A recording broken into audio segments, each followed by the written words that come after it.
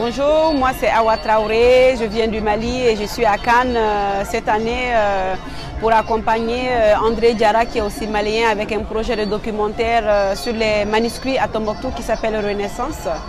Et je suis très contente depuis que je suis là, je fais beaucoup de rencontres, beaucoup d'échanges, j'apprends énormément et ça ne fait qu'enrichir le projet. De quoi parle le film ? Le film parle des manuscrits de Tombouctou qui sont détenus en fait au niveau des familles depuis des siècles, de génération en génération.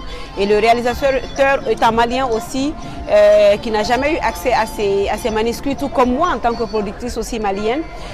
Ces manuscrits, on ne les connaît pas, on entend parler mais on ne les connaît pas. Donc il décide de faire une démarche pour aller vers ces manuscrits et pour pouvoir questionner en fait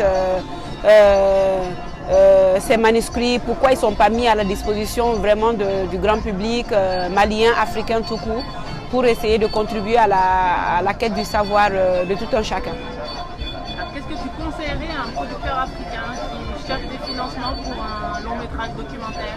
Alors conseil, peut-être c'est trop dit parce que je pense que je suis à mes débuts de production, je suis à ma première expérience de production sur ce film-là. Je ne sais pas si j'ai des conseils à donner aux autres producteurs, mais j'ai quand même remarqué en fait que plus le projet il est mieux écrit, bien écrit, plus il a des chances de trouver des partenaires.